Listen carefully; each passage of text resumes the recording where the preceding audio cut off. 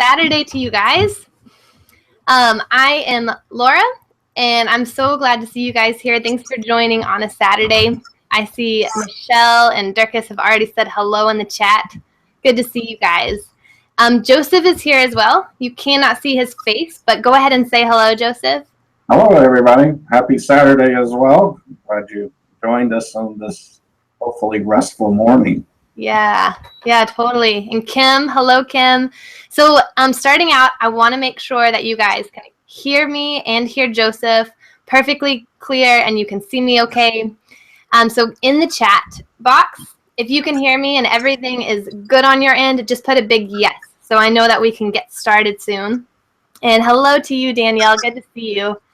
And also let me know if you guys are brand new travelers or if you've traveled for a while. I would love to see the experience we have coming in right now so we can better know how to talk about things. I kind of want to know where your knowledge is on tax homes and how tax-free reimbursements work. So let me know how long you've been traveling and where you think your knowledge is right now. This is going to be such a good webinar. So thank you for coming. And I see lots of yeses coming in. Oh, hey, Trudy. Good to see you. Kim said yes. Michelle said yes. Kimberly Guy said yes, and Wilma, and Judy. Oh, and Judy's just thinking about traveling. Cool. You're going to learn a lot today, Judy. Kim's a new traveler. You just finished your first contract. Very cool. Trudy's traveled a couple of times, but you need to learn a lot. Yep, it was a big learning curve for me at the beginning, too. It took me quite a few years before I felt like I really understood all these things. So good for you guys for coming. Joseph, I'm going to have you talk for a second to make sure they can hear you okay as well. And so Michelle's got 4 years, Vicky 3, so we got quite a lot of, a nice spread between newbies and veterans. Once you've been doing this about 3 years, you're really a veteran. Yep, I would agree with that. Cool. Okay, cool. And it sounds like everyone can hear us. And I'm going to go ahead and start sharing my slides and get the presentation going. All right, so today you guys are in the right place if you are here to learn about how tax-free money works, or reimbursements, or stipends. It is the same name. People call the same thing a lot of different names. And Joseph is here and I'm here, and we are going to walk you through how this works for our world. So this presentation will be give or take an hour, and we're going to go through a lot of different things really quickly. And so grab a pen and paper, because I am pretty sure you're going to want to take notes to really soak this in. All right, and so just a little insight into types of things we're going to talk about. First, I'm going to walk you through how we even qualify for tax-free money.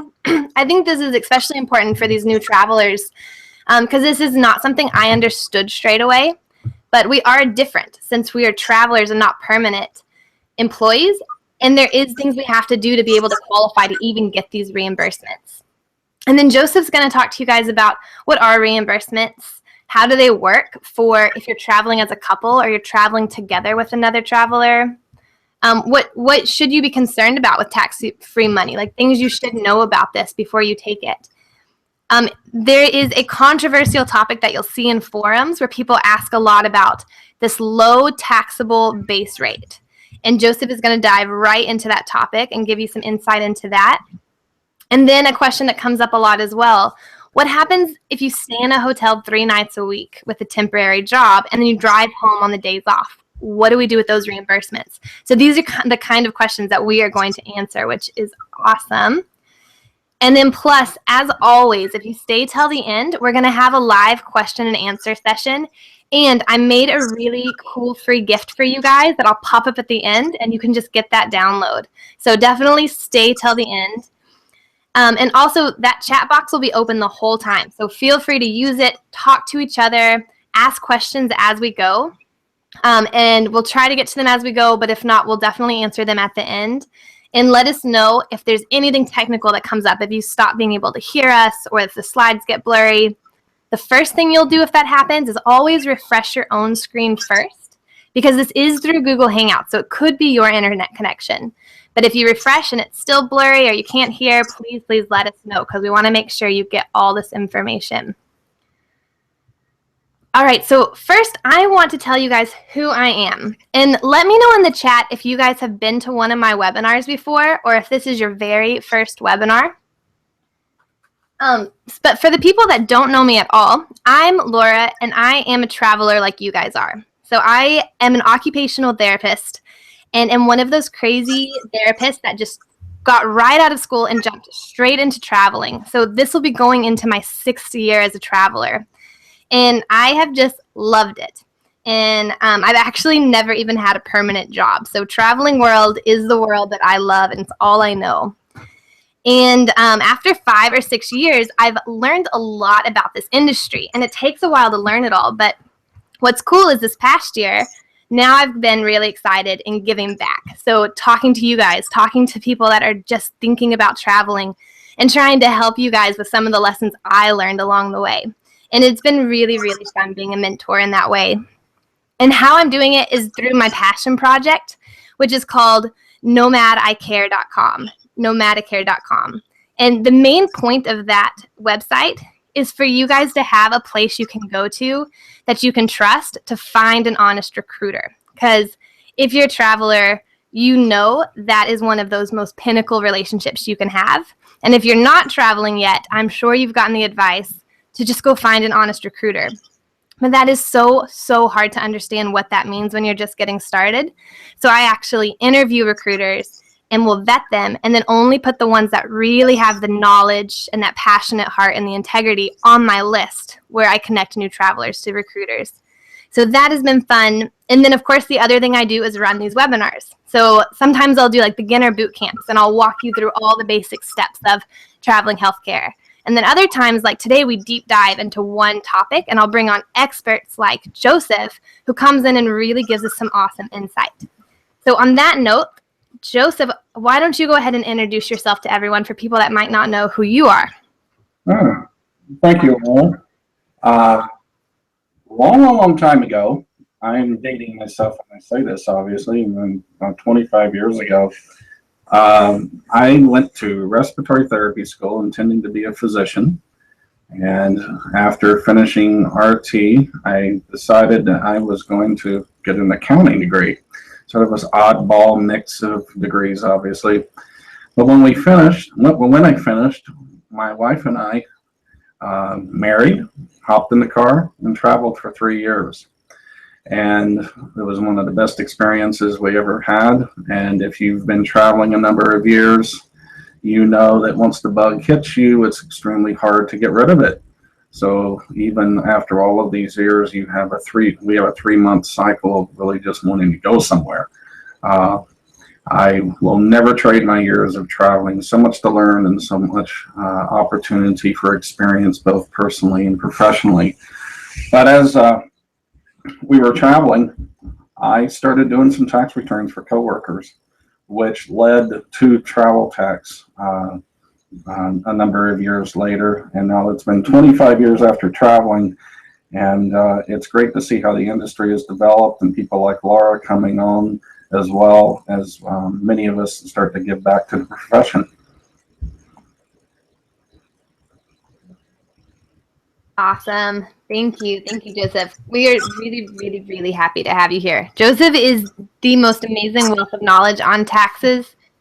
So I feel so grateful when he comes onto these webinars and helps us like this. So thank you. Okay, so starting out, I just want to go over the basics of how it is that we even get these stipends before Joseph dives into what they are and what they mean for us. And this is something I talk about on my beginner boot camp. And I do always say, like, star from a non-tax expert. Like, these are the things I understand from doing it. But what's cool is Joseph is here today. So Joseph, you can correct anything that you hear or add to whatever I say on this. But I just want to give you the high-level basics of a tax home rule. So this is a thing that a lot of recruiters really, really do not know. When I interview them, I find this is the biggest thing they just don't quite understand, or they don't mention it to us. So a lot of times I'll talk to travelers years into traveling, and for the first time they've heard about this concept of a tax home and what it really means. And so this is a big deal to me to make sure that people are understanding this better, because this is actually really what makes us travelers. So the basic high-level theory is that if you have a tax home that is how you get tax-free stipends. And remember, the word stipend and reimbursement and tax-free money, they all are the same thing. So the reason we get that is because we have a tax home. If we do not have a tax home, all of our money should be taxed. We should not be getting these reimbursements and stipends. So what does it mean to have a tax home then? So to have a tax home, you really have to have these three things. You work and make most of your money from one location. Your living expenses. Oh, no. So if you work and make most of your money from one location, that would be a tax home. So that would be like what our recruiters do. They work from one location. They live there all the time. Their tax home is obviously in that place. Now, we are a little bit different because we actually travel for work. And so most of us are not going to work and make most of our money from one location because we're nomads. We bounce from location to location. So then that means we have to be able to say, yes, we do what number 2 and number 3 say on this slide. So number 2 says living expenses are duplicated. And so what that means in the most basic way I can say it is, yes, you will actually be paying 2 rents most of the time in this case. And so you're going to have a home somewhere that you're paying rent on, and you have to pay what we call fair market value. So you can't live with your mom and pay her $50 and say, okay, I'm paying rent, because that's not fair market value. The way we find out what fair market value is by looking on a website like Craigslist and seeing what are other people actually paying to live in this area, to rent a room from a house or to rent an apartment. And that is what the IRS is going to want to see that we're paying. That is what the fair market value is for that home. And then you need to travel away from that tax home far enough away where you actually need a second home to live there. And because of that, we have to duplicate expenses. And so the IRS kind of treats us like we're on a convention away from home, and they give us these reimbursements, this tax-free money to live and work away from home. And the third piece of this is you cannot abandon that tax home. So you have to have ties to it. You need to have your driver's license tied to that house, your mail going to that house, your voter's card, your vehicle registration. It's great if you have ties to the community, like ties to a church there or a bank, that branch that's actually in that town. And then you have to go home sometimes. So you can't just leave and never come back. And the general rule of thumb is 30 days a year, which do not have to be consecutive days. But within a year, you need to actually go back to that tax home 30 days. And then I'm going to go over just a few common questions just to get these out of the way. And then I'll let Joseph deep dive right on in. So one question is, how far away do you have to go from your tax home to be considered a traveler? And there is a rule that gets circulated out there that people call the 50-mile rule. And it is a rule that even recruiters have told me before, that I just need to go 50 miles away from my tax home and then I'm good. But that's not exactly the case. What the IRS says is that we have to go a reasonable distance away where we can't go back home. Essentially, it can't be commutable. And so if I had a job 50 miles away from my tax home, but I was driving that 50 miles and coming home, I don't get tax-free money because I'm not duplicating expenses. So you actually need a job that is so far away that it's reasonable that you would need 2 homes to live there. But there's not like this black and white, this is how many miles away it has to be. That's just some of a rule that maybe a recruiter will work by, but not actually the IRS. People will ask, can I use my mom and dad's home or like my best friend's? And yes, absolutely you can do that. But just remember, you need to be paying them fair market value, and you just want to make it clear as day if you do get audited and you do need to prove that you are paying by having a lease that you both sign and having a paper trail showing you actually paid them every month. How long can you stay in a region?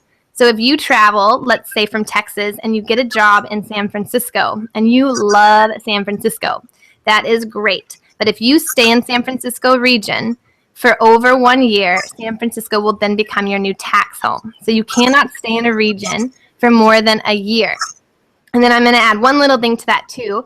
If you're there for, let's say, 11 months and you're like, okay, I really love San Francisco, but I'm going to leave and do another job because I don't want this to become my tax home. So then you go to Oklahoma, do a 3-month job there. and then come back to San Francisco, that would still be considered your tax home, because the IRS is going to look at a 2-year span and see, well, gosh, in this 2 years, you were there pretty much the whole time except for this 3 months. So you really just need to stay away for a whole year and actually travel if you're going to be a traveler. Otherwise, that will turn into your new tax home. And then, wait, what is a region anyway? So a region doesn't really have to do with a county or a state line. A region goes back to more of this, like, you have to go far enough away to need another house.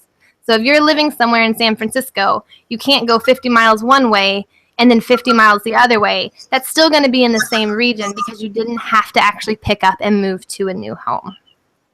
Okay, so that is like the big basic overview. Joseph is here, which is awesome. So if there's anything you want to add to that, go for it, Joseph. But on that note, I'm going to let you put up your slides and jump right into your presentation. No, thank you, Laura. And there is one question that was thrown in during your part there. Jamie asked, what if you own your house free and clear, no mortgage? That's perfectly fine. Your cost in that house are sort of front-loaded. You've spent many dollars to purchase that, so the cost of your dwelling, your cost of your residence is already intrinsic. And actually, that's one of the best ways to travel if you own your house outright and travel from there, because the cost of maintaining your main home is not that high compared to somebody who has an active mortgage. I'm going to put up my slides here, and Laura, you let me know if everything's showing up right. I'm now in full screen mode. Does it look okay to you, Laura? It sure does. You're in full screen and you're on the first page. It's great. Okay, because I can't, with the full screen, I can't see the chat going on, so I'm going to trust you to let me know if something's wrong there. As Laura mentioned, she went over the tax home basics. This session is really geared towards discovering and understanding what per diems and reimbursements are. In some previous webinars Laura had, we discussed on the first one, tax home, how to determine it, what it is. And then the second one, we went over multi-state tax. What do we do when we're taxed, or we work in multiple states, and how not only the taxes work, but how they interface with our licensing requirements. We covered that. And so this is primarily focused on the per diems. And like Laura said, you have to have a tax home to begin with before you can even consider taking per diems on a tax-free basis. So I'm sure we'll have a couple of questions for that when I'm able to see the chat screen again. But as we go through this, you have to make the assumption that, yes, I have a tax home that I'm working away from. Otherwise, both reimbursements and regular pay have to be treated as taxable wages, just like any other income that you would earn. Now, again, I'm going to expand out here a little bit about myself. This is a license plate that we had when my wife and I were traveling, made for some interesting conversations at stoplights. People would actually see our license plate, and we had our car loaded to the tilt. They would literally, seriously, offer us a job, offer us some food. I remember being in New Orleans when I worked at Tulane University on an assignment, sitting in the stoplight, and the guy in a big pickup looked over at me and shouted, "Get a job!" So this is, I still have this license plate up in my office. It's a reminder of all those good years of traveling. Just a quick background further on me. When I was traveling and I started picking up a couple of tax returns from coworkers, that's really where the infancy of our business started, and it morphed into a full-fledged practice. As I said, I have an undergrad degree in respiratory therapy and accounting. I also have a master's in taxation from Golden Gate University in San Francisco. I teach tax at our local college, and taken continuing ed courses at 2 Canadian universities, because we also do Canadian tax returns. One of the other insights that I have is there is a trade association for travelers called the National Association of Travel Health Organizations. This is like a trade industry group for staffing agencies. There is a tax compliance committee. I meet regularly each week with a number of tax vice presidents or tax executives from various staffing agencies. And we discuss tax policy, and even more so what these the current situations are with agencies. There are over 25 staffing agencies that have been audited in the last 5 years. Some have multi-million-dollar penalties for a lot of the reasons that we're going to discuss here, not only with the tax home, multi-state issues, but more particularly the per diems. So I have a lot of insight as to what the agencies are seeing, because unfortunately, if the agencies are under audit, we are also under scrutiny too. I just read a 250-page appeals report for one agency that's under audit, and 100 of those pages included Social Security numbers, names, itineraries, pay rates, per diem rates, where the IRS was going into an extensive list of personnel files. And in an agency audit, typically they will branch out and audit maybe about 30 of the employees, 30 travelers, if you will, to gather evidence with the agency. IRS is also sending out random letters to travelers wanting to discuss various aspects of your work, not to audit your return, but just to have a candid conversation. So those are the kind of conversations over lunch that you really would want to gravitate towards, but that is what they're doing. They're even going so far to monitor social media. There were threads from a social media site in which travelers were discussing tax issues that was brought to an agency as evidence in their audit and the assessments that they were trying to do. But anyway, going forward, a little housekeeping. Please, my slides are copyrighted.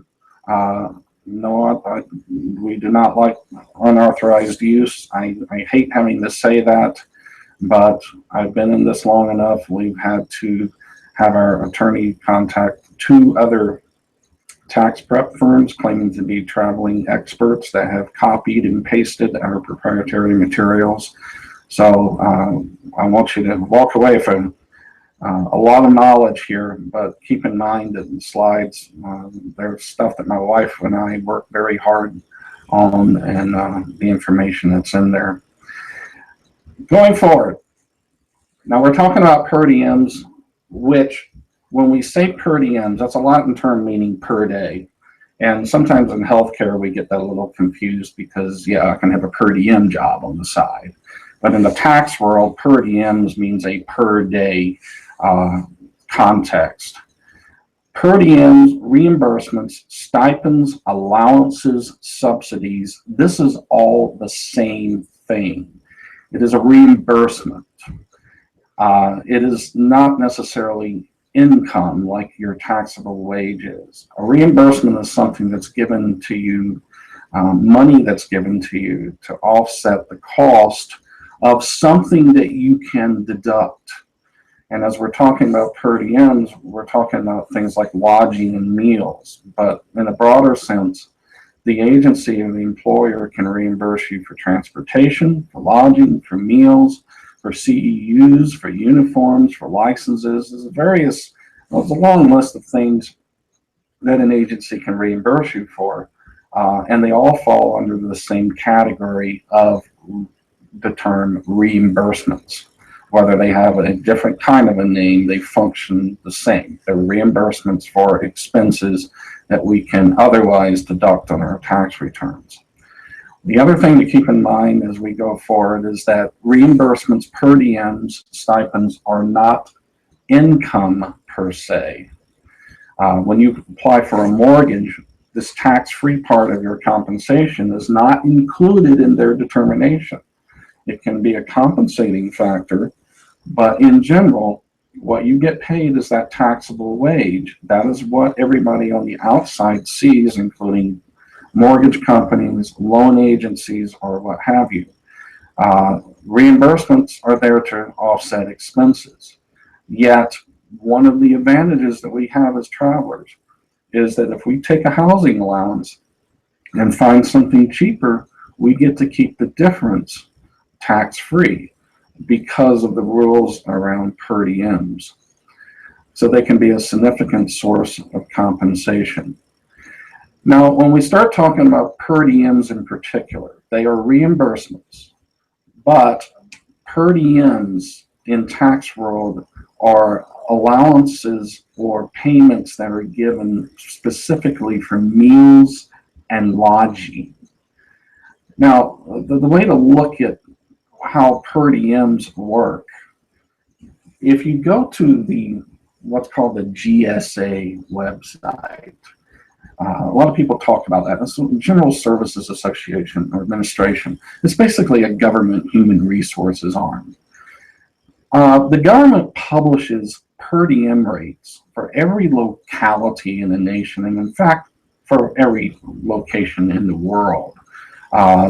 If it's within the continental United States, it's in one government branch. The Department of Defense is involved, and the State Department are involved in per diems outside of the United States or the continental United States. But here's the way to look at per diems. Most of the time, way back in the old days especially, if I'm a salesman, or let's say we have at least 50 people on this webinar right now. Let's say all 50 of you are salespersons, and you go out every week and go visit clients. And you're collecting receipts during your travel.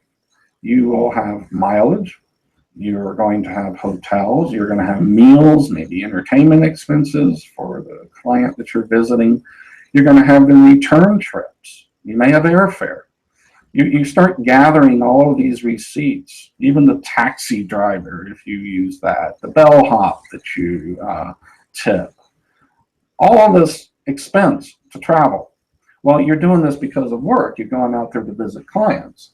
So you get done with your week-long trip, all 50 of you, and you have all of this paperwork, and you hand it to an individual in human resources who loads their job to begin with, because all they do is process mounds and mounds of paperwork. It's an endless, thankless task. So you give them all this paperwork, and then you wait for them to go through those receipts and cut you a check. Well, that's an administrative hassle like you cannot imagine. So the concept of per diem payments are there to simplify that time-sucking process of handing paperwork and processing receipts. What per diems have been designed to do and function as are receipt substitutes.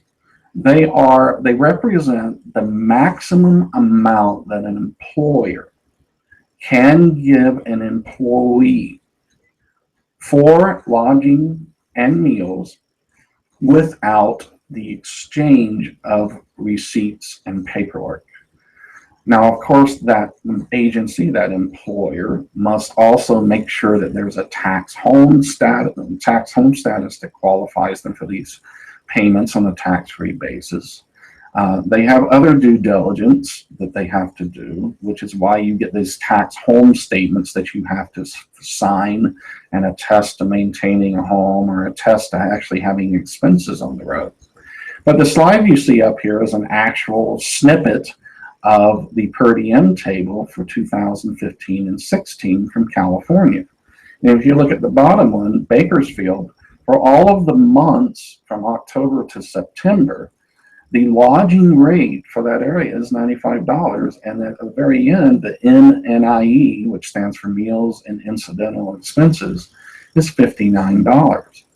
There are some locations like Aspen, Colorado that have a seasonal tourism period, and the lodging is obviously much higher for those areas. So this is why the months are all broken down. So an agency can go in and look at this, and even traveler can go in here and for a reference But the agency goes to this and says, okay, for Bakersfield and Ridgecrest, I can pay up to $95 a day for lodging and up to $59 a day for meals. And I don't have to get a receipt from the traveler so long as I've made sure that they have a tax residence that they are working away from. So that's 95 plus 59, which is $154 a day for the Bakersfield area. So they represent the maximum amount that an employer, and in our case, the staffing agency, can pay us on a daily basis for meals and lodging without an exchange of paperwork. So they're receipt substitutes, because if we get $100 a day for lodging and spend $50 under the per diem regulations, as the IRS has, our expense isn't $50, it's $100. So we get to keep the difference there, tax-free. This is really why a lot of truckers love their lives, because they get all this per diem tax-free payments while they're on the road, and they minimize their expense, and they actually come away with a lot more in their pocket than most people realize, even though they work such long hours. There is an app. If you go to do a search called GSA, there is an app that you can download into your smartphone or even your iPad, and you can access the rates, especially if you're in the middle of a contract and just want a reference as to what you may expect. Remember, though, that the agency doesn't have to pay the max, because that's all it is. It's just a maximum. It's not a minimum, and it's not a standard. It's just the maximum. Now, given that, most of these agencies use this information when they construct your contract. Now, just to clarify, so everybody understands, your bill rate ultimately determines how much you are going to get. Agencies go to facilities or negotiate with facilities, hospitals, healthcare agencies, whatever it might be, and they negotiate a bill rate. So for every dollar you work, the agency gets 60 to 63 an hour, which is somewhat of an average rate. Higher in some places for critical needs, lower in others. And some agencies actually have they may have like 20 contracts in one facility and have a different rate for different people. And then some agencies are preferred providers, and some are not preferred providers, and the bill rate's different for them. These hospitals have learned how to negotiate with the agencies. But at any rate, that total compensation that the agency gets broken down into basically three broad categories. The one on the right, admin, that means administrative fees. Most agencies take between 20 and 25% of the bill rate. They have to pay the recruiters, they have to pay for the rent, they have to pay for the utilities, they have to pay for travel expenses, they have to pay for payroll taxes on not only the recruiters, but also you as well. It's an entire group of expense, and the profit margin sometimes can be not that high. That we may expect it to be much higher, but actually the profit amount may be more like 4% or 5% per contract. It all depends on what kind of contract that they have. But the other two broad categories is what lands in our pocket.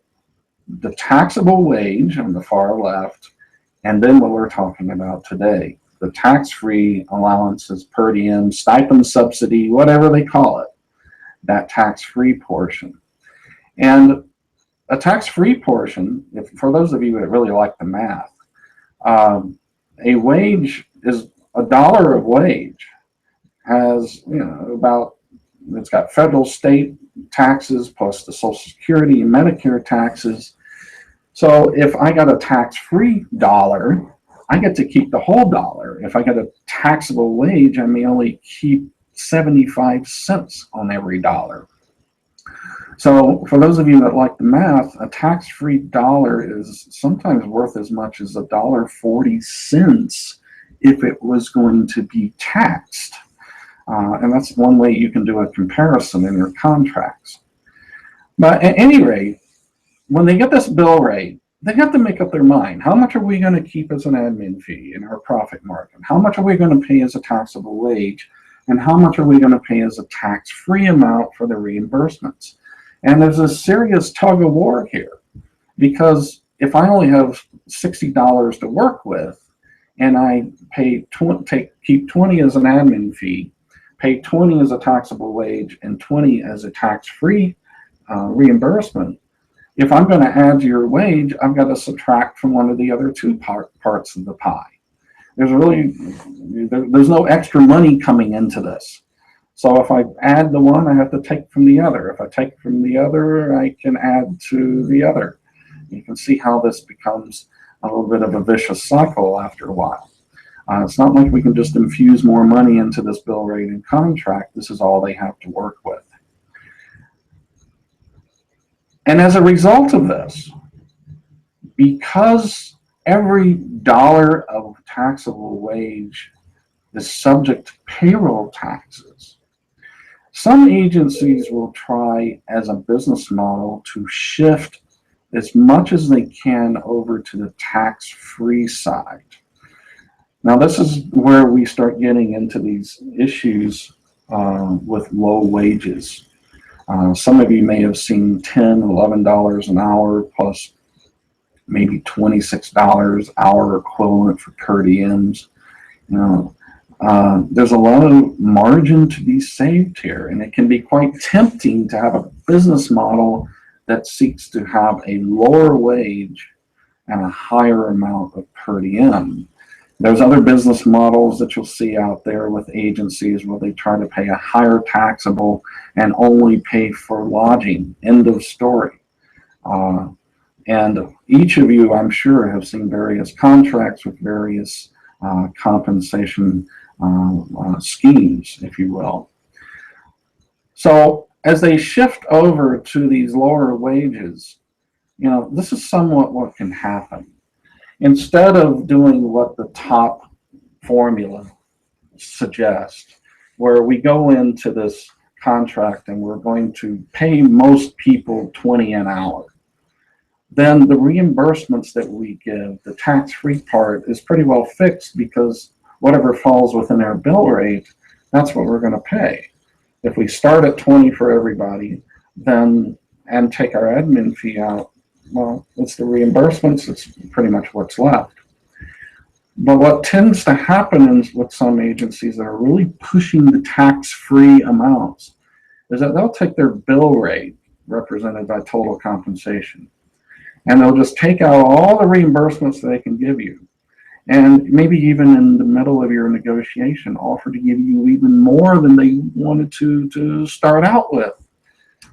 But after we take our admin fee and pay you reimbursements, then your taxable salary is whatever is left over, which could be $10, $12 an hour. And I have seen minimum wage in Hawaii with $46 an hour tax-free. There's some interesting contracts out there in our industry. No wonder the IRS is so interested. I am going to tell you this, because when we get into this whole conversation about low wages, we have to be careful, because there are some parts of the country in which that is simply inevitable. If you're only getting a $60 an hour bill rate and sending a traveler to St. Thomas or San Francisco or New York City or some of these high-cost areas, there's not going to be much wiggle room there to give a higher wage. It's just a consequence of the bill rate that facility offers and a limited amount of room to give a wage plus reimbursement that might be more lucrative than, say, going to Wichita, Kansas. Well, one thing you need to keep in mind is that the lower the wage goes, the more risk, and that's a strong word when I say it, but there's some things you need to be concerned about here. One, the biggest probably of all of them, is if you're getting paid $12 or $13 an hour, don't expect to buy a $250,000 home, because all of that mortgage company is going to see is that $12 an hour. And if you do your math, every $5 an hour represents $10,000 a year annually. So if you're getting $10 an hour, you're getting roughly $20,000 for the year. $12 an hour, you're getting something like $25,000 a year. And somebody with $25,000 a year wage is not going to be able to afford a $250,000, $300,000 house. And this is one of those shockers when people, travelers, go and apply for mortgages, that they say, well, we can't look at your per diems, even though they realize that there's money to be made out of getting the tax-free amounts. So if you're getting in the market for a house, one thing that you may want to do ahead of time is talk to a mortgage officer ahead of time and say, okay, this is the way I'm paid. Can you use my per diems and tax-free amounts as a mitigating factor in your approval of my loan? Talk ahead. Don't wait till you find that house, because you're going to have to submit your tax returns as well as your current pay to them for loan approval. Another big one, disabilities and workers' compensation. This is all based on your taxable compensation. This is not based on your per diems. So if you're getting 12 an hour and you go into workers' comp or disability, well, guess what? That's what it's going to be pegged at, is your $12 an hour. Social Security. You know, I was a respiratory therapist up till 2008. I was still working like 1 day a month. It's still in my blood. I walk through Walmart and I hear an alarm and I think it's a Draeger ventilator or one of the BiPAP machines going off. I'll never get out of that. But why I bring that up? Well, I did my last RT shift in 08 and I was 42 years old. And we had a lot of people 40 and older and hardly no one between ages 30 and 40. And plenty of nurses and therapists that were 30 and under. There is a large contingent of travelers getting close to Social Security age. And when you start looking at the lower wages, you start having to ask the questions, will this affect my Social Security benefits? And it is a serious question that comes up. And the one thing I can tell you is I would go to, this is a concern of yours, I would go to the Social Security office and get like a benefits review and have them project your benefits based on 3 scenarios, a high wage, a low wage, and something in the middle. And that will give you some peace of mind and help you to do some legwork ahead of time. What's your overtime based off of? This lower taxable wage or a much higher wage, or maybe double time or triple time? Educational grants, child support, alimony disputes. Hey, this is all based on taxable amounts. And you know, the days in which it was the husband paying alimony are done. It's amazing how in this day and age, it's the nurses, the ladies that are supporting the families. And I have seen more divorce disputes in which alimony and child support has come up, and it's not the traditional way anymore. It's those with the jobs, it's the nurses, it's those of us that have steady income that are now paying the alimony, we're paying the child support. And when there are tax-free amounts there, that becomes a point of contention with the attorneys. And if you maybe have an ex-spouse that's supposed to pay child support and they're only getting $10 an hour, but they're somebody who would, if they had a regular job, made 40, you can see where the friction starts. And finally, can you be audited? Well, put it like this. The IRS sees not only your wage for the year and all your W-2s, they see how much mortgage interest you have. So if you have a house and you pay $10,000 a year in mortgage and you only make $20,000 a year in salary, how in the world can you do that? How in the world can you have all those employers if you work with multiple agencies, or work with one employer and only make $25,000? So you can see where the low wages can become an issue. But the one thing I need to point out is low wages aren't the litmus test, if you will, for a bad contract. It's more so how they got there to that wage. Now, throw out a couple of things really fast here. If you are being paid a per diem that does not specify meals and lodging, and it's just one big chunk, then a portion of that is actually for meals, 40% of it, if they don't specify it. And that has to show up on your tax return. It also has to show up on the tax return for the agency.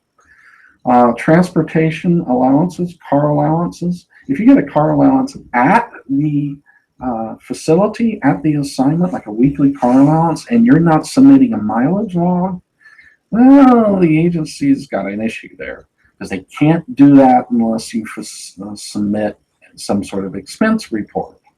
And this is where what I mean by the mechanism. It's not the low wage.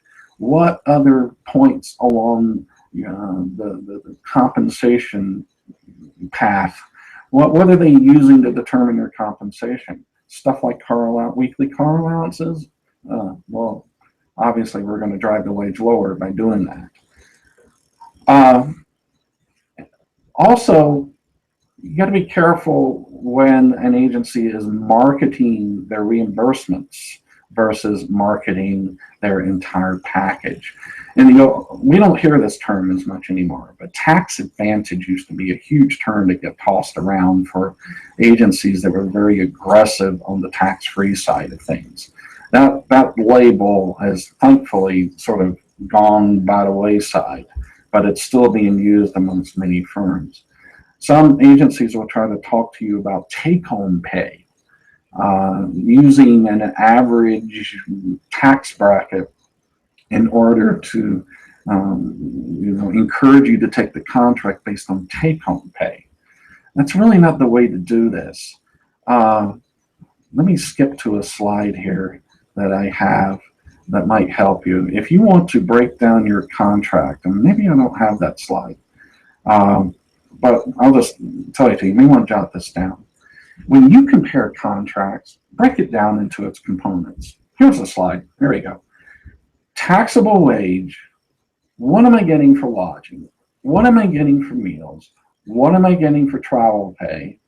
And then what am I getting for all these other miscellaneous things like license and uniforms? This is how you want your contract to be presented to you, so you can compare apples to apples and not oranges to grapes. Because if you've got one agency saying, well, here's your package and this is your take-home pay, that doesn't really tell you as much as this greater detail. So when you're looking at your contracts, you want to break this down. And if anybody ever has a question about this, well, our office answers tons of questions from people who are not even clients. And we have our own little formulas and everything that we look at when we see these contracts. But get some advice. Have people look at this and tell you what they think. But this is a good way to have your contracts broken down. So here's something practical for you. What if you're working a short distance assignment? Okay, typically an agency is going to pay you a per diem rate for meals and lodging that's based on 7 days a week. Well, what if I live 200 miles away from the assignment and I just want to stay in a hotel 3 nights a week? Well, now I got an issue, because 4 nights a week, I'm not incurring any kind of lodging expenses. And on top of that, I'm not incurring any kind of meal expenses away from home. So if I stay in a hotel 3 nights a week and I'm getting a meal and lodging per diem for 7 nights a week, 4/7 of this is excess, too much, and potentially taxable. Now, let's say instead of a hotel, I get an apartment at the temporary job site, but I still come home 4 nights a week. Well, now all of my lodging is fine because I have an expense, and that's the important part. Per diem is there to reimburse a lodging expense. I got a lodging expense, then the per diem's fine.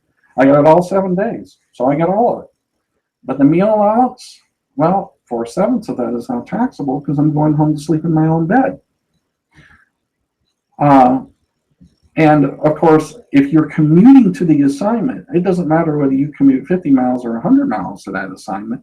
If you return home, sleep in your own bed, and never have to get rest or sleep at the assignment location, then you are getting a tax-free per diem. it's all taxable because it's there to reimburse your lodging and your meals while you're on the road. A word on this, because this is such a heavily audited area, and some of this is just record keeping. Keep your records for 7 years. You do want to keep a receipt for your assignment lodging if you're paying for it. You need to be able to show that you had an expense in case there's an audit. And in the future, more and more of these agencies are going to be asking for proof that you not only have expenses for your main home, but also expenses for where you are working. Other staffing industries, like in the nuclear reactor staffing world and the government contracts, actually require this. Toss your gas and food receipts. Get rid of that stuff, because what are we talking about? We're talking about standard allowances here. Standard mileage allowance for driving, the meal per diem. When you want to deduct your meals, you don't have to use actual expenses for your meals. Just go to this per diem table that I've been showing you.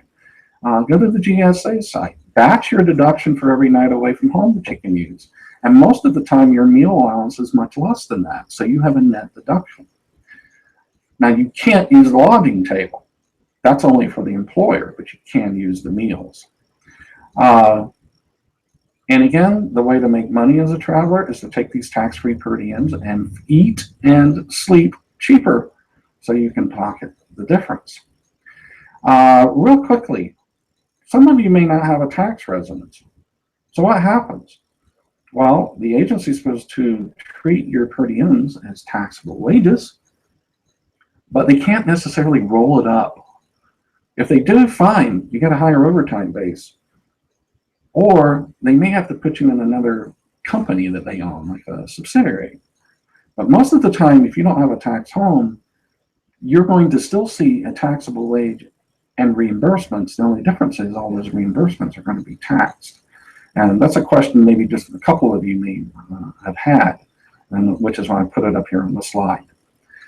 Finally, housing for couples and roommates.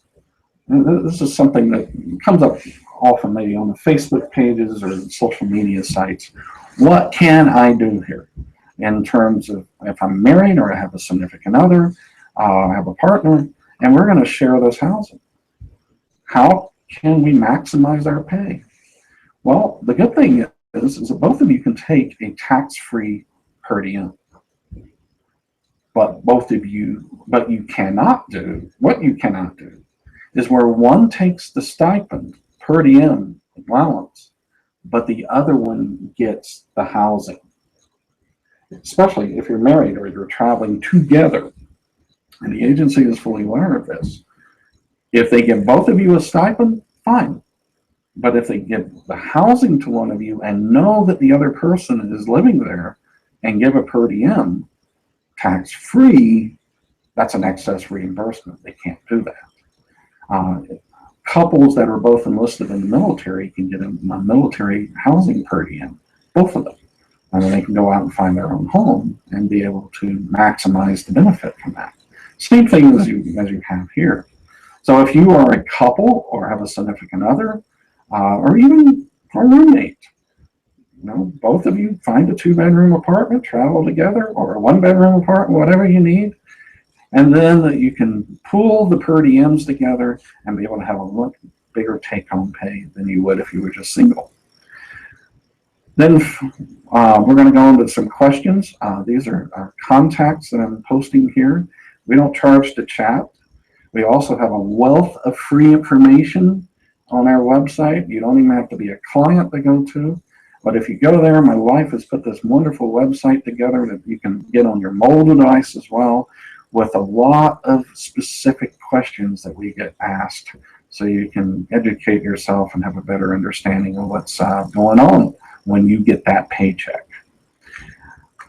So, everybody still here? Laura, you still on board? Yeah, I am here. Thank you so much. That was really, really good, Joseph.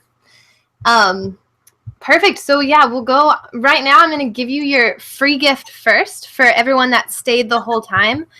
And then we're going to dive right into answering all of your question and answers. And so if you can see on the screen right now, I put up the site where the free gifts are. And so I made a PDF that is going to have, and then Joseph, while I'm talking, if you can just mute yours so there's not an echo, that would be awesome. But I made a PDF that has a list of all the different receipts that you should be keeping and the receipts you don't need to keep while you're traveling. And then also it has a list of the travel apps that help you keep up with your expenses and the programs to use to help you keep up with your paperwork. So these are things that will make your travel life way, way simpler. And then you also have the option of getting a recruiter match. So if you are someone that is looking for a recruiter right now, or maybe is not in love with your recruiter or wants to add another recruiter to your team, you can check that box and fill out that information. And then I'll give you somebody that's from my list of someone that I interviewed and trust and just totally rocks. Yeah, and so on that note, we will just dive right into these questions and answers. And Joseph, can you see the questions now? Yes. Okay, perfect. So if you want, I put a question mark next to the people that ask questions. So if you want to dive into those, that would be awesome. Yeah, you already answered one from Michelle, I think it looks like, so thank you. Nicole is the first question and asked, what was the name of that agency that I mentioned? It's the National Association of Travel Health Organizations, NATHO.org. There is actually a travel tax best practices policy for travelers that you can download from there. Good resource, and it should be because I helped edit it. But they not only are resources for the agencies, but also try to be a resource for the travelers as well. So NATHO.org. So that was Nicole's question. And as I scroll up the thing here, can you give the name of the website to check per diems? Just do a Google search, GSA per diems, and that will bring it up for you. It's a nice map where you can click right on the state and it'll bring up the localities. There's a minimum rate for lodging and meals throughout the entire country, but if you are in a higher cost location, they'll have a higher rate, and especially if it's a seasonal kind of area, then the rates go up and which the rates go down. It looks like a number of you already answered that for Nicole as well too. So up to Joyce, should we get the GSA per diem amounts for the 3 days we work per week or for the 7 days that we have to be able to live? Could we expect $150 a day for the 3 or for the 7?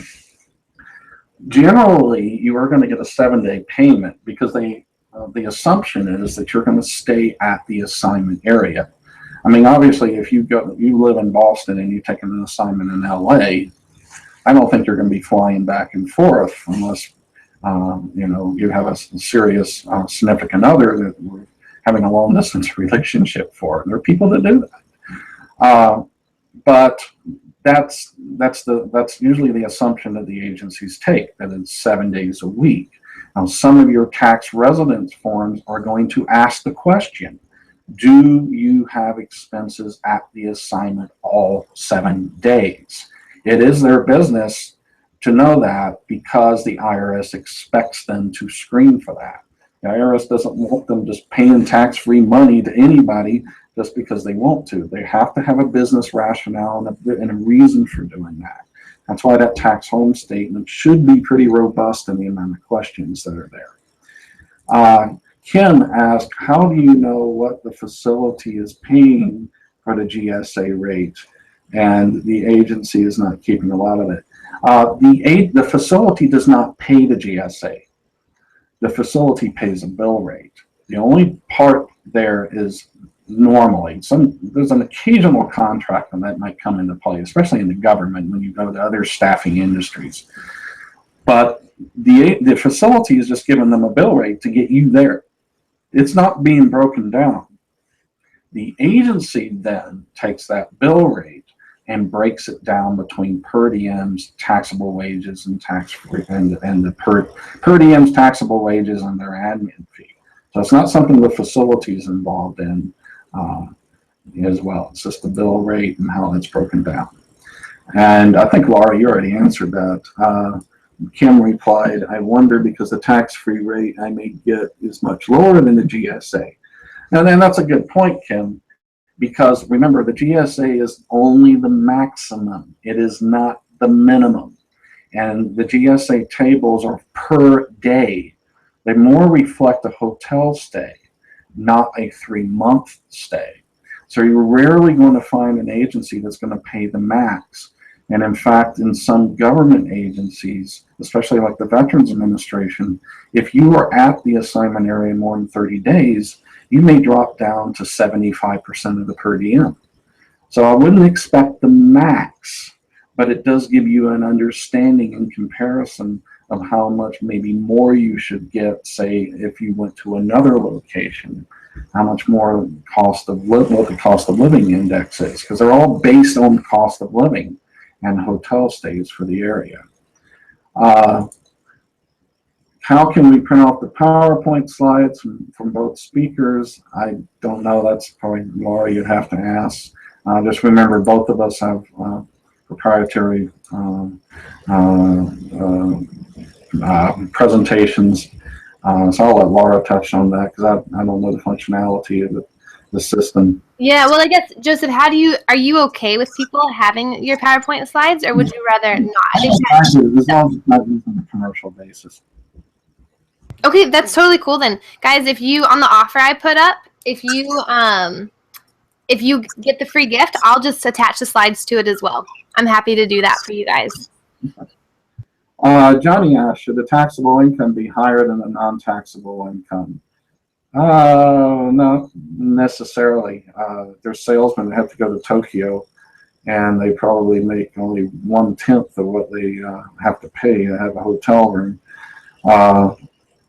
So there's nothing necessarily written in there. But the lower your wage goes, the more suspicious it is. Again, it's not the wage itself, but the lower it goes, the more suspicion it adds. In these current audits of staffing agencies, the lower wages are sort of the nail in the coffin in terms of the IRS and Department of Labor trying to say that the agency is practicing wage manipulation, but it is not a litmus test per se. Michelle writes, I would like to change my tax home while traveling. Instead of renting and throwing money away every month, I'm looking to buy a house. The house also is in a different city. Any advice about changing tax home locations mid-travel? I'll go ahead and answer that. When you move then travel, you create a little bit of a dilemma. Because under the regulations, you're not supposed to abandon the area in which your previous tax home was. Now, if you're married or have a significant other that is going with you and is going to have a job in the new area, that's fine, because you're anchored to that place by something more than your personal decisions.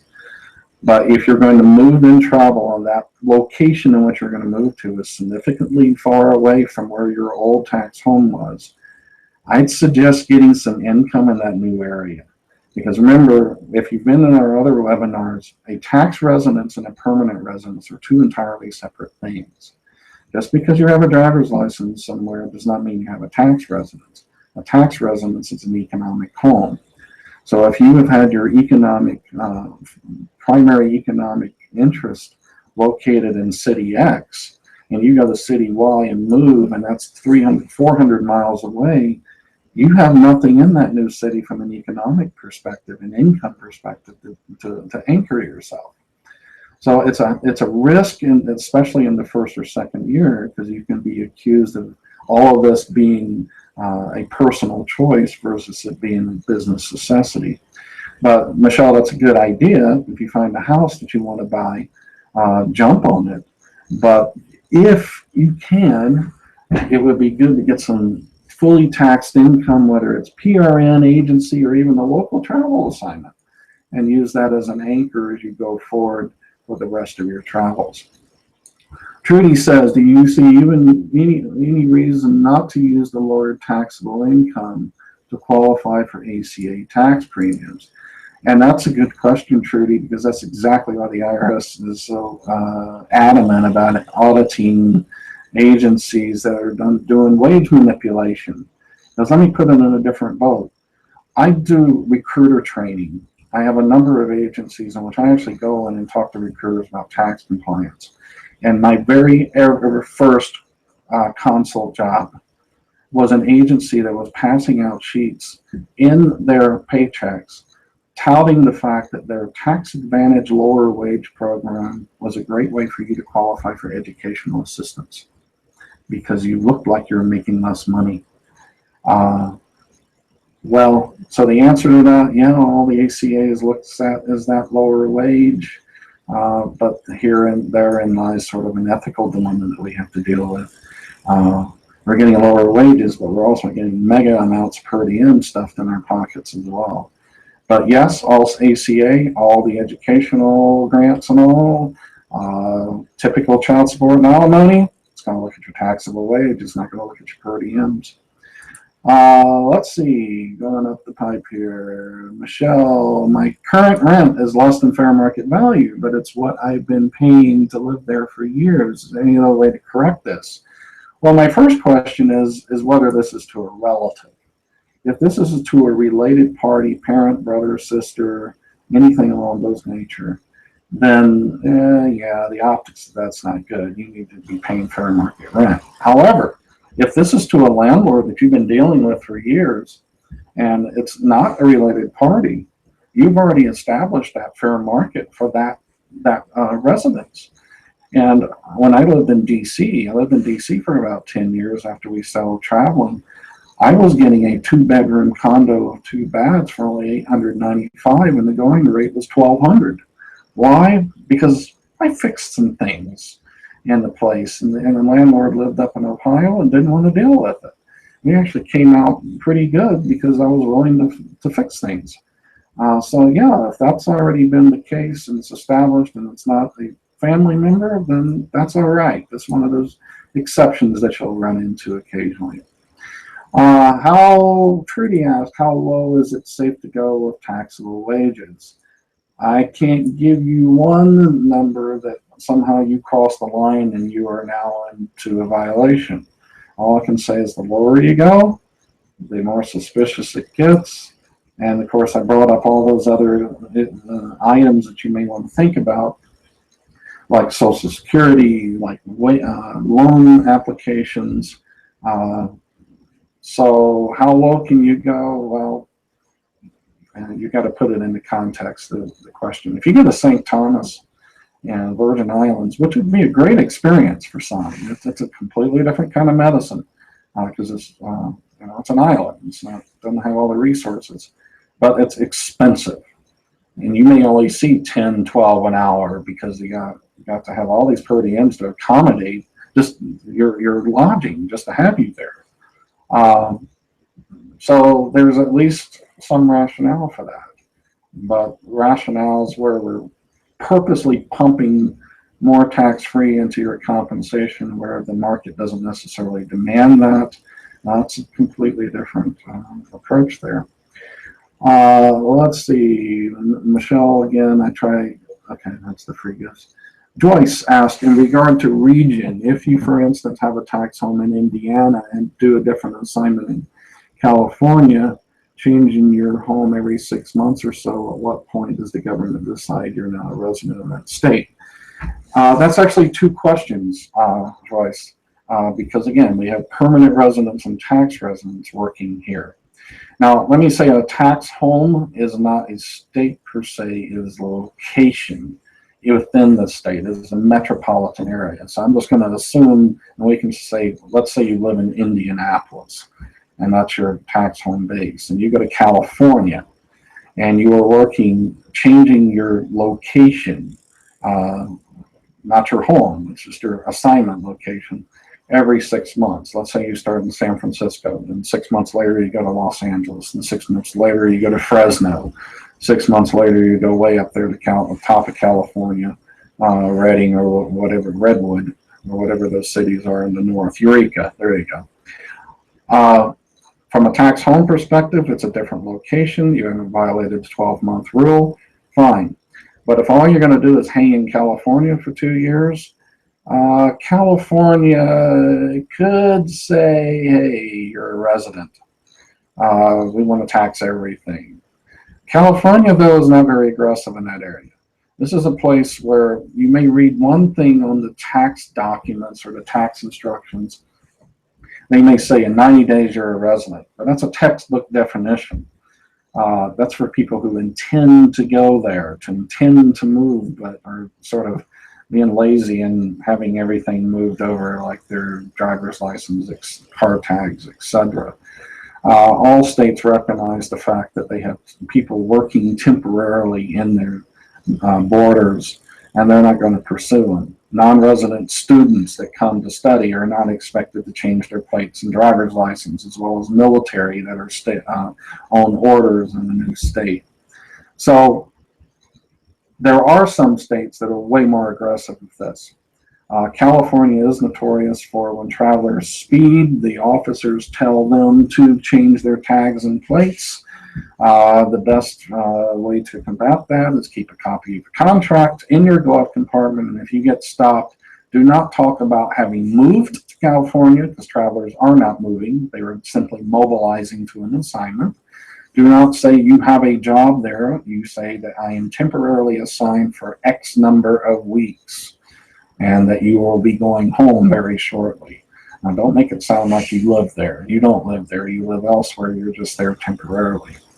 So if you keep traveling in one state, California is big enough to accommodate that.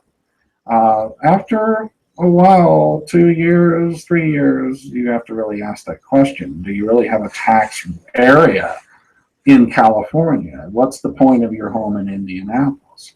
Now, there are some states like New York, you can't do this. If you are in New York working 183 days or more and have any kind of lodging available to you in New York for 11 months or more, doesn't matter whether it's temporary lodging or even if you stay in an extended stay, you have lodging available to you. New York will most likely, and they can, according to their laws, come in and say you are have a tax domicile in New York. So they will try to tax your global income. Every state's different. Every state's different along how aggressive they are in pursuing residency. But for the most part, like in a place like California, you can do that. But as Laura will tell you and everybody, you'll see on our website, hey, we're here to travel. Don't orbit. Don't get stuck in a rut and just stand in one place. You'll almost be better off taking a per diem job and making more money than you would be traveling, especially if you're going to do that in the Bay Area. Heather says, I wish to retain, not to retain a tax home. Do you always get a higher hourly rate to compensate for not taking per diems? The answer to that is depends. An agency, like I said in that one slide, can't just roll up your wage. If they do that, and you are working side by side in the same facility with other travelers who have a lower wage, that agency can be accused of wage manipulation. The current or trending practice right now is to have a separate entity. So you may find that if you are going to a non-taxable, or if you are going to say you don't have a tax residence, and you want a higher wage versus two components of your pay both being taxed, then most likely they may have to put you into another entity, another division, or something of that sort. Otherwise, you're still going to get a taxable wage base, which will be taxed. And again, if you don't have a tax residence, you will also get reimbursements, but that will be taxed too. It will still come as two components of your compensation. If you can get them to roll it up, great.